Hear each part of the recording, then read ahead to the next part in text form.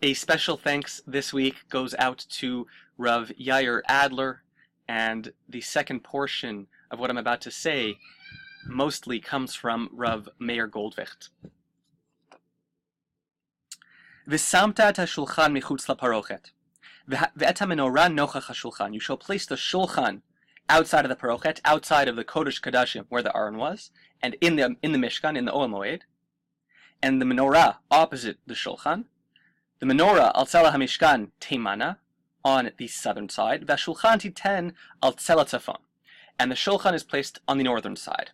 Now the geographical location of the utensils, the vessels, everything in the Mishkan is more than just physical location. It symbolizes something. The Mishkan symbolizes the heart of Am Yisrael, and Yerushalayim is the heart of the world. Like Shlomo HaMelech, he was able to find out how the lines go out to the rest of the world. He was able to grow every kind of fruit and vegetable, was able to grow in Eretz Yisrael because he knew the heart, where those roots that could grow pomegranates here, and pineapples there, and guavas, and etc.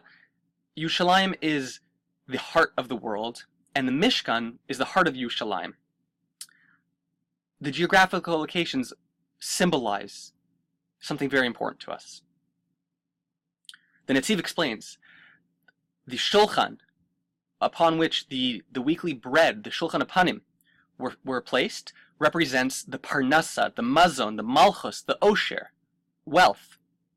Whereas the menorah, the light of the world, represents the Torah, the pilpul of Torah, the in-depth learning and intricacies of the Torah.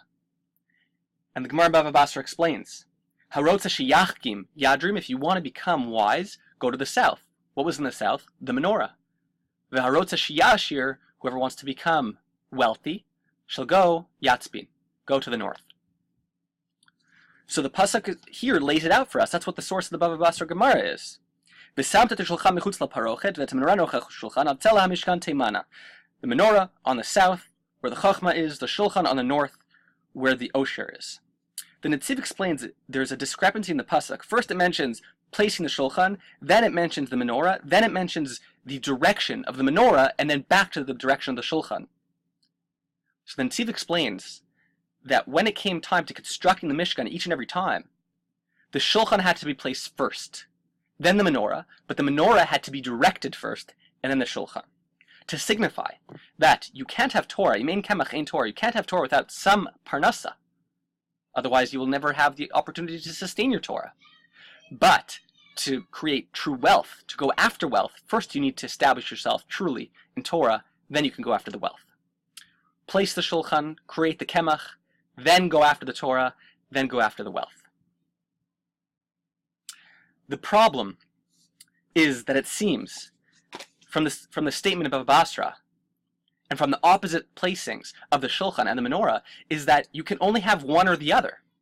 Harotza sheyachkim yadrim, v'harotza sheyashir yatzbin. You either go north or you go south. You can't be both directions at once. How do you attain both wealth and knowledge? How to become a wellspring of both shefa and parnasa and osher and Torah? The Kli Yakar explains there can't be both. After B'Shalach, after Kriyas Yamsuf, when all the Mitzrayim lay exposed and Am Yisrael was picking off the booty, what remained of the wealth of Mitzrayim, Vayasa Moshe et Yisrael Yamsuf, Vayitzu midbar Shur. Moshe had to take the people from Yamsuf. Why does it mention Moshe Dafka? Moshe brought them out against their will, right? He sian bal korcham, says Rashi. He took them against their will. Because the Mitzrayim, the Egyptians, put beautiful jewelry on their horses. The kesef, vanim tovos, vayisrael motzim otam bayam, and Am Yisrael kept on finding these beautiful treasures in the ocean, in the sea. V'gdola hayta bizat Mitzrayim, bizat hayam bizat Mitzrayim, and this plunder was much greater than the plunder that existed in the land of Egypt. Explains the Kli Yakar. Hayam Moshe mityarei. Moshe had to take them away because he was worried. Pen ribui haosher yeviam lidei chet, because too much wealth will lead you to sin, as we see in the golden calf. Ve'od chashav Moshe sheribui haosher yasiba l'shelo yiyu re'uyin lekabel Torah. If they have too much wealth, they will not be able to receive the Torah at Sinai. Ki Torah v'ha'osher borchim ze mizeh, because Torah and wealth contradict one another. They run away from each other. They're polar opposites. V'hem ketzarot zo lezo, they're enemies, they're adversaries. K'moshe ne'emar, tov li ki avinisi, leman elmad chukecha, al kenisi abal korcham. You can either have Torah or wealth. You can't have both. There is a way. There is a way, says Rav Adler. How can you be both in the north and the south at the same time? How can you go after both? By being nowhere. By bittul hayesh, by anava. By forgoing your respect and your dignity at times, when appropriate. Anava. That's how you can be at both places at once, and that's how you can get Torah and Osher. We see this all throughout this week's parsha in Terumah. The Lekach of Libuv points out that most of the measurements were in half amos, taking yourself down a notch into halves as opposed to a whole. We see it when it comes to the menorah, that the menorah had one base and 6 different kanim going out. The shortest one was the one that was closest to the center. The one who made himself smaller got to be closer to that ultimate light. This parsha is riddled with anava, with bittul hayesh, with giving up from ourselves for the betterment of others. I want to talk about one aspect of bittul hayesh, one aspect of anava, one aspect of forgoing our own needs and wants and desires for the sake of others. And that is our children, the younger generation. When Amalek attack us for the first time after Kriyas Yamsuf, Vayavo Amalek vayelachem Yisrael b'Refidim. Vayomer Moshe el Yoshua. Moshe turns to his main man, Yoshua. B'char lanu anashim, choose for us men. V'tzei hilachem ba'Amalek machar anochi nitzav al rosh hagivah matei Elohim biyadi. Go choose for us some men. What is this b'char lanu? Ela b'char lanu.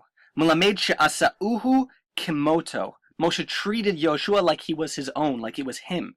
Mikan, from here we learn, she'yehei talmid chaviv lifnei rabo kimoto. The Rav, the mentor, the teacher, should teach the student and treat him like he's himself. He must hold him on that same regard and that same esteem. Why do we learn this lesson here? Why isn't this an independent lesson that's taught us in the Gemara? Why is it dafka in the Milchama of Amalek that we learn this lesson? Bishalach ends, the fight with Amalek ends. Vayomer, ki yad al kesya milchama l'Adonai ba'Amalek midor dor. Milchama l'Hashem ba'Amalek midor dor. Hashem will fight Amalek from generation to generation. The pshat of the pasuk is that we can never truly destroy Amalek until the end of days, because, since Sancheiriv came and he swapped all the nations in and out, we don't know who Amalek is anymore, and we can't truly completely demolish Amalek, and they'll be here from generation to generation. But there's a deeper understanding of what this means. Milchama l'Hashem ba'Amalek midor dor, in the generations. When you look at the Brit Bein HaBetarim, at the promise that Avraham was given by Hashem, both in the fact that we'd go down to Mitzrayim and then that we'd go out of the Geula, and of course, this is the DNA of all Geulas and all Galuyos. Hashem tells Avram, Vayomer la'Avram, Yadoa teida, you should know, Ki ger yezarecha be'eretz lahem, va'avadum v'inu otam, they're going to suffer, arba'a me'ot shana, 400 years. However, v'gam et hagoy asher ya'avodu dan anochi, I'm going to judge them, I'm going to come back and save you. V'achrei chen yitzu b'rechush gadol, v'ata tavo levotecha b'shalom tikaver b'seiva tova, v'dor revi'i yashuvu hena, and the 4th generation will come back. The Ravid points out, when it comes time to discuss the galus, the suffering, the tribulations, Hashem gives us an amount of years, arba me'ot shana. But when it comes to discussing the geula and the salvation, Hashem speaks in terms of generations. V'dor revi'i yashuvu hena, they'll come back in the 4th generation. Why this inconsistency? Why talk in years and then talk in generations? It's an interesting point. The writer just points out, we discuss the trials and tribulations in years and the geula in generations. Coming back to our pasuk, Milchama Lashem b'Amalek midor dor. Amalek is smart. Amalek knows that Hashem is completely, he has us surrounded, he's protecting us. Melech Ozeru Moshio Magain, he's always protecting us. We have this energy shield around us, protecting us. And Amalek needs to find those vacuums, those little holes, those little openings, and tear them open a little bit more. And where are those openings found in Am Yisrael? In the generational gaps between one generation and the next, because we have Torah, we have mitzvos, we have Mesorah, we have Rebbeim, but before they're able to complete the transmission in that generational gap, because it takes time for the younger generation to accept and to be mekabel, in those generational gaps, that's where Amalek wages war with us. And that's why Milchama Lashem b'Amalek midor dor, it's in those particular moments of vulnerability that Hashem is fighting. This is where our Geula comes from. That's why it's supremely important to strengthen the connection of the generations, which is why exactly in the war with Amalek that we're taught that the Rav treats his student like he treats himself.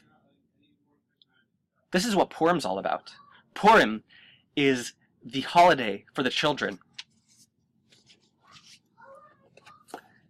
In Tafresh Tzadik, Yud Zayin, the Ramah mentions there was a minhag. Nahagu atinokos, the children, the grade oneers, the pre-1As, the nursery boys.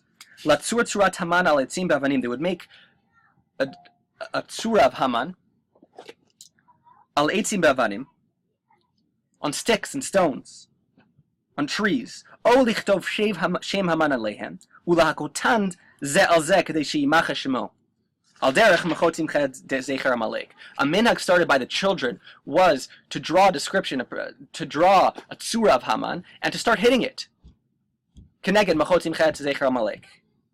Umizeh, and from this, nishtarbev minhag shemakim Haman kishikorim ha-Megillah b'Beis Knesset. And that's why we make noise when we hear the word Haman, when we hear the Megillah in Shul. It started by the kids.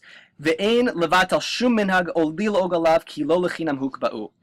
This minhag is a powerful minhag, says the Ramah. Do not deviate from this minhag. This is a minhag that stands. The only time in Chazal that you see that the children created a minhag, and that we talk about the Tinokos making up a minhag, Purim is a time that the kids take more seriously than the adults at times. They're the ones who dress up and are hardcore about making the noise. When the original decree that Haman was able to create of destroying all the Jews, the Midrash tells us that Haman and Mordechai were walking side by side, and Mordechai was dejected. And he sees a little child leaving Cheder, and he says, "Psukli psukecha, what did you learn today?" And he told him the psukim that we say every day after Aleinu. They said 3 psukim, 3 different children. First one said, "Al tira mipachad pitom, umishoas reshayim kitavo." Don't be afraid. Utsu etza v'tufar dabru davar v'lo yaku, ki Immanuel. Lastly, v'ad zikna anihu, v'ad seva ani espol, ani asiti v'ani asav v'ani espol v'amalet. These 3 psukim all of a sudden changed Mordechai's tone of being. He was happy. He started to laugh. And Haman said, "What's so exciting? You're about to die." And Mordechai says, "No, not today, not tomorrow. Hashem has our backs." These psukim talk about not worrying, Hashem being there for us. It was the children that gave Haman, that gave Mordechai that confidence. It's through the strengthening of the generational gaps that we ward off Amalek. And the only way to do that is through Bittul Hayesh, is through Anava, because it requires patience. It requires treating the younger ones with the same esteem that we hold ourselves. That's why what's on top of the Aron, the Kruvim, baby faces. Hashem talks us through those baby faces. We get our instructions from Hashem through that, through connecting the generations. What's the first thing the Kohanim come upon when they enter the Mishkan and they enter the Beis HaMikdash? The Kior. The Kior was made out of what? The Mar'ot HaTzovot, the mirrors. The mirrors that the women used in Mitzrayim when the men had no desire to procreate, to create more children and bring them into a world of suffering and achieving what Paro wanted, to destroy the Jewish nation. The women said, "We have to take this into our hands." It was through these mirrors that they created more children. The children are the essence here. The younger generations, merging them, fusing them with the older ones. That's how we beat Amalek. That's how we achieve Geula. And that's how we achieve Anava and Parnasa and Osher and Torah. That we should continue in our ways of modesty and Anava and Bitul Hayesh and grow our levels of respect for all generations above and below to finally destroy Amalek and bring the ultimate Geula. Meher B'Yameinu. Good Shabbos.